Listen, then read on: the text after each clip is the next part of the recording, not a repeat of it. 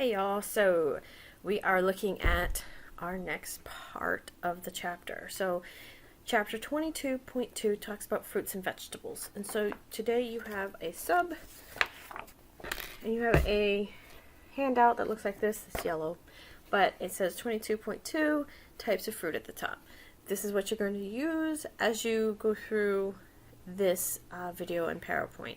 Now, like I said, I'm not going to spend a lot of time on this one because some of it's kind of self-explanatory, but we'll talk a little bit. You'll need to pause the video so you can, write down stuff because I might go a little too fast for you. So, all right, so we're going to be looking at fruits and vegetables. So there are different types of fruits. We're looking at the melon category. We have the cantaloupe and the honeydew. One of the things that you do need to realize with the melon cantaloupe or the melon category is that in this category, especially cantaloupe and honeydew, they have been known to carry salmonella. So when you do cut into them, you want to make sure that you clean them, wash the outside, and you want to try not to get cross-contamination from handling the outside and touching the inside fruit. So yeah, it's one of those weird things that salmonella has been linked to. I don't know why, but it has. We have berries. In the berries family, we have raspberries, strawberries, blackberries, blueberries, and grapes falls in the berries as well. Citrus fruits, we have the grapefruits, oranges, tangerines. These are going to be the ones with the high vitamin C. Limes will fall in that category as well. So a little bit of a refresher on types of fruits. We have apples and pears. We have drupes, they have a central pit enclosed in a single seed. And in this category will be your cherries, plums, peaches, nectarines, and apricots. Those are the ones that when you cut into them or you bite into them, there's that little pit in there, and inside of it is the seed. And there's only one. There's not like 5 of them in there, like an apple would have like a whole bunch of seeds, or oranges, whole bunch of seeds. Then we have tropical fruits, and these are fruits that are traditionally grown in the tropical areas near the equators, and these are going to be your bananas, pineapples, papayas. Alright, so that was a quickie on fruits. Vegetables, types of vegetables, we have root vegetables. These plants store the food supply in its roots, and they send the nutrients and moisture to the rest of the plants. So our root vegetables are going to be carrots, beets, and turnips. Let's see, stemmed vegetables, they grow above ground. Celery and asparagus, they're the weirdest things I ever watched being grown. So yeah, they grow above ground. I don't know what I would think, but to see celery grow from the ground, it's really weird. Tubers, these are going to be things that are large underground stems that stores the nutrients. Your potatoes are a tuber, your yams and your sweet potatoes are tubers. And then leaves, vegetables that we eat the leaves, like spinach, lettuce, and collard greens, and kale. They utilize photosynthesis to take the sunlight and the carbon dioxide from the air and the water, and it turns it into carbohydrates. It is a crazy cool process. I remember in elementary school I learned about photosynthesis, but I didn't know what exactly it did in terms of turning carbon dioxide and sunlight into carbohydrates that we eat. It's crazy. All right. Next up, we have nutrients in fruits and vegetable. Basically, nutrients that you can find in fruits and vegetable are some of the building blocks of life. Things that you take vitamins for. If you just incorporate fruits and vegetables into your diet, you're going to get those vitamins. You don't need to have a supplement. They are an excellent source of vitamins, minerals, and fiber. They are also low in fat and sodium, and there's no cholesterol. And they have a good source of carbohydrates and simple sugars in the fructose, especially in the fruits. So by eating fruits and vegetables, you're going to get those vitamins, those nutrients that you need for you to survive. All right, so I was gonna go look this one up. I wasn't sure how to pronounce this, but I'm gonna butcher it. So we're gonna say it is a cruciferous vegetable. It are they are vegetables that help lower your risk of certain cancers. There's a lot of antioxidants in them. Broccoli, Brussels sprouts, greens, turnips, rutabagas, and cauliflower. These are all cruciferous vegetables. All right, so buying produce. Best way to figure this out is buy what's in season. Now, there are some fruits and vegetables that are available all year round, and they're going to be either available through greenhouse, hothouse. So, like tomatoes, you can pretty much get tomatoes all year round. Sometimes they're better in the growing season, the summers, than they are if they came out of hydroponic growing greenhouse, but they are available all year round, and relatively the price doesn't change. Now, there are some things that are seasonal. So let's just say pomegranate. I'm going to use pomegranates. We learned this the hard way when ProStart. Pomegranates aren't available in March, at least here. So it's important to understand that you're going to pay for peak seasons. So if something's in season, you're going to pay less. If something's out of peak season, you're going to pay more. So the price and quality of your product depends on the seasons of the growing.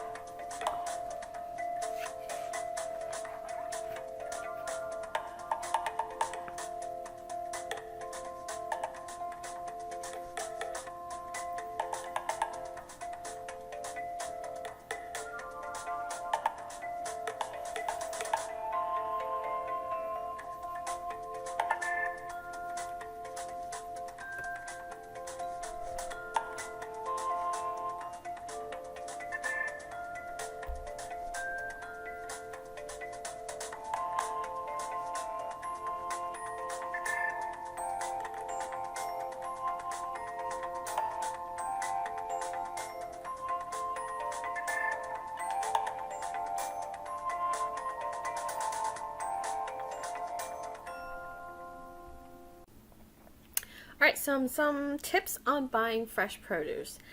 You want to make sure that you buy quality fruits and vegetables. They're going to have the most nutritious benefits to you, and they will last longer. If you're planning on eating them immediately, then yeah, you can probably buy the banana that's getting, close to brown. But if you're not going to eat it immediately, you are going to probably not be able to enjoy that banana. So you might want to get a greener one and kind of plan it. So make sure that you buy fresh quality food, because your poor quality is going to be just a waste of money because you're going to throw it away. Store and use. Buy only what you can store and what you can use. Yes, it is cute to have a nice big fruit bowl on your countertop, but if you don't eat fruit, no one else in your family eats fruit, you're going to get one, fruit flies farm on your house, and then two, you're just going to not be able to go through them, and so it's kind of a waste of money. So if you do like the fruit bowl and you don't eat fruit, go to Hobby Lobby, buy the fake fruit. That's what I do. But you want to make sure that you can buy what you will eat and what you can store. Fruits and vegetables will only last about a week in the refrigerator, and there are some things that you don't want to refrigerate. And we'll talk a little bit about ethylene gas in a minute, but you want to make sure that you don't store them enclosed because they'll rot faster. You want to make sure that you inspect the packaging. Make sure that there's no stains, there's no odors, especially if you go and get things like strawberries. I'm not going to say that they do it on purpose, but you're going to find the most pretty strawberries on the top of the container. If you flip it over and you start to see, wet strawberries that are smushed or starting to mold, don't buy that. So you do want to inspect it. And I'm not saying you have to open up the container and take every piece of strawberry out and inspect it, but you do want to kind of have an idea of what you're getting. Same thing when you go and buy bags of potatoes. I don't know what happens. Sometimes I guess liquid gets in them, but if you have all those bags of potatoes stacked on each other, it gets hot, it gets sweaty, and then you pick up your potatoes and it's got moistness around the edges of the bag, or you can kind of see moist in the bag. Don't buy that because your potatoes are going to go bad. Make sure you inspect the packaging. Make sure there's no odors, there's no signs of spoilage. You want to make sure you avoid wilting, bruised, or decayed produce. Now, I do want to say that an ugly orange, maybe it's misshapen, will still taste good. So there is a market for ugly fruit. Yeah, I just saw it. It's a thing, ugly fruit. So just don't write it off because it doesn't look good. But if it looks like it's rotting, or if it looks like it's bruised and an apple's got that little soft spot, don't get those. But if your apple has a little bit of a misshapen, maybe it's got a bigger head on one side and it's a little lopsided, it's still gonna be okay. So and then if you buy by weight, you want to make sure that your fruit and vegetables feel heavy. So for instance, like lettuce, your lettuce should feel heavy. If it feels really light, don't buy that one. A head of lettuce should feel tight and firm. So, buying fruit, we're going to talk a little bit about ripening fruit and ethylene gas. Mature fruits are fruits that have reached their full size and color, but they may not have ripe. They are going to be not as flavorful, and we're going to use a banana as an example. So if you have a mature banana and it hasn't started to get those little brown spots on it, your banana's going to be a little bit harder and it's not going to be as sweet. The more brown spots you get on it, the sweeter that banana is going to get. Now, when your banana is jet black, it's super, super sweet. It's super, super mushy. It's perfect with banana bread, so don't throw them away. But just keep that in mind. Mature fruit's different than ripened fruit. To ripen fruit, it gives your fruits and your vegetables a more pleasant aroma and more developed flavors. If you're looking at avocados, it makes it a lot easier to cut and eat. A ripe avocado is very different than a mature avocado that is not ripe. It's mature is very hard. When you cut into it, the avocado itself is kind of hard, not a lot of flavor. But as it ripens, the avocado gets a little softer and it gets a little bit more creamier and buttery in flavor.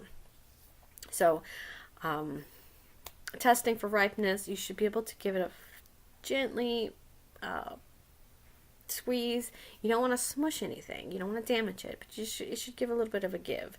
So, using bananas as an example, or the avocado, if it's hard, then it's mature, but it's not at the point where it's ripe yet.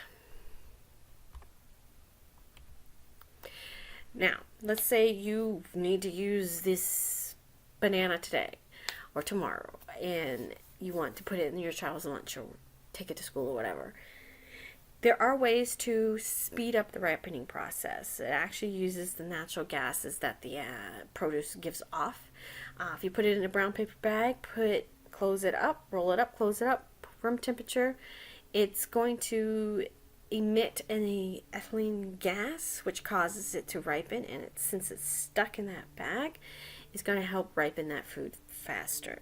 So keep that in mind. If you don't want it to ripen very fast, you want to make sure that you do not store it in an enclosed bag, because those gases will be emitted and it will ripen your food faster.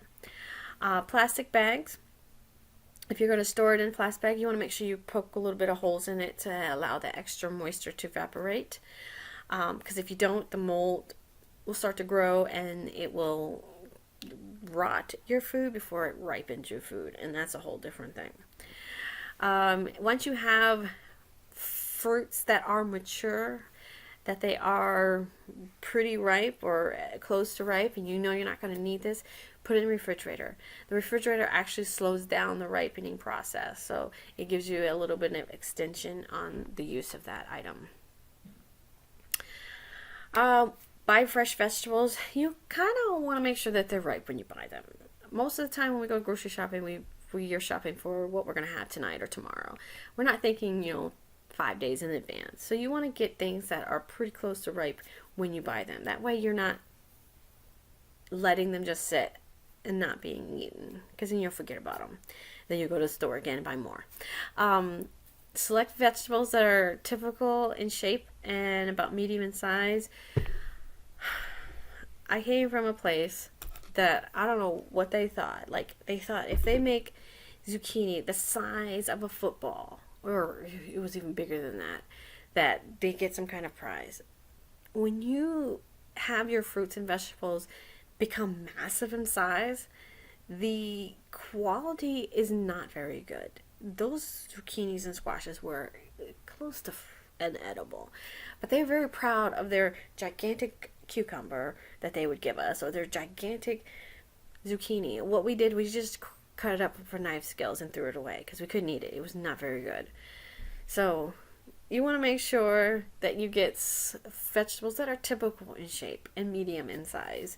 Misshaped vegetables, sometimes they're not the best quality, but sometimes it's just the size that's a little off. They're going to be fine, Large vegetables could be overripe.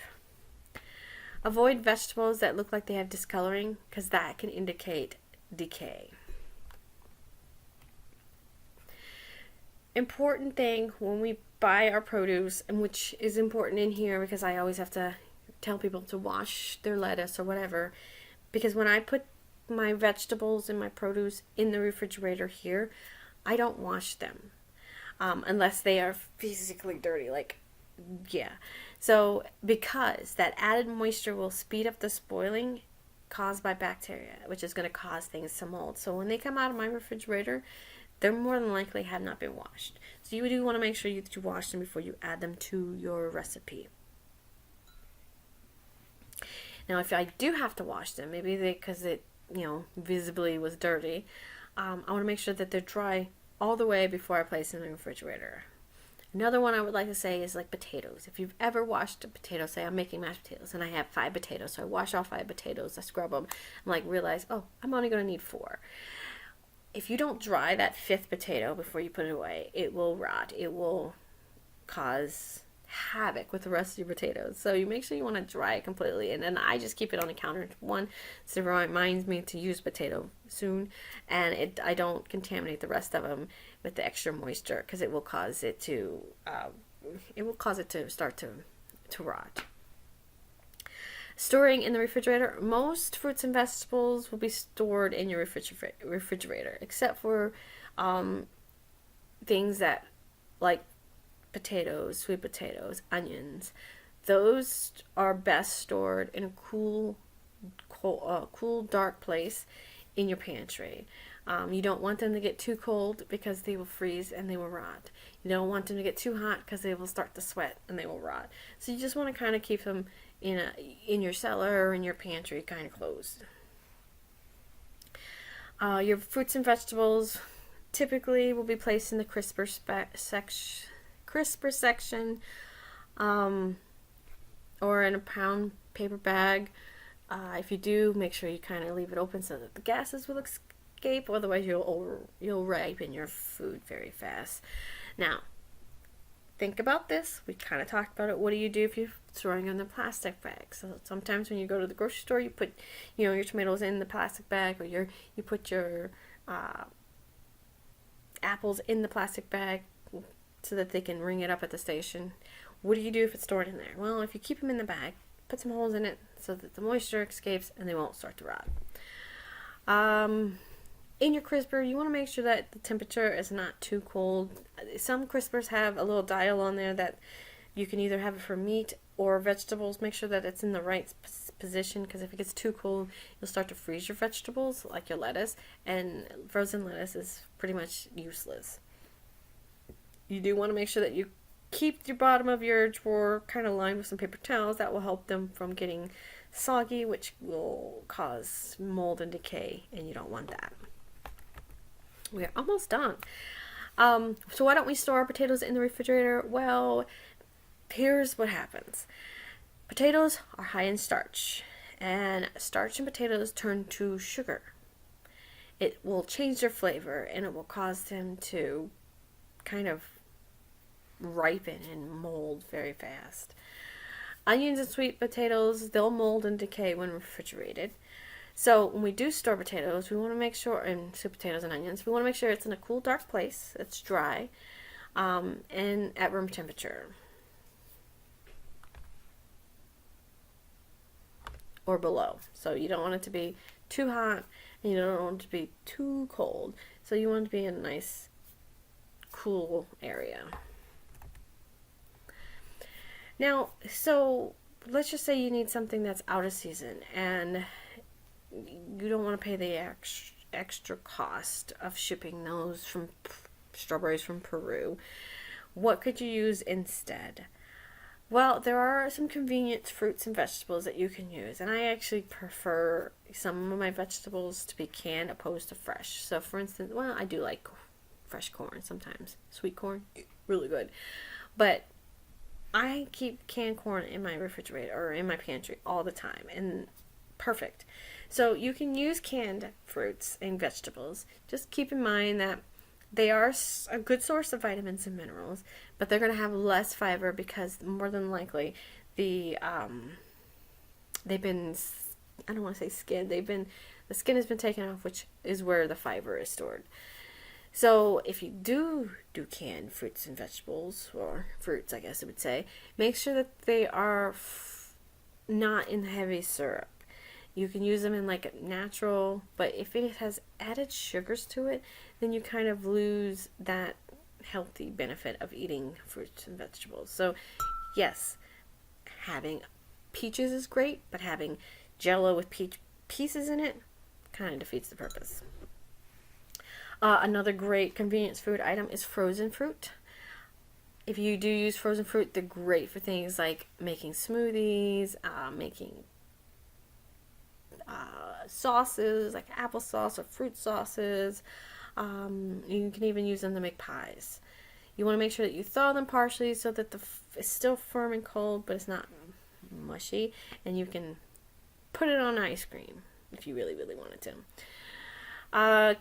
Canned vegetables, kind of the same thing with the fruit. You want to make sure that you realize that there is salt added to the canning process. So if you're looking at a low sodium diet, you probably want to get your vegetables that have no sodium or less salt added.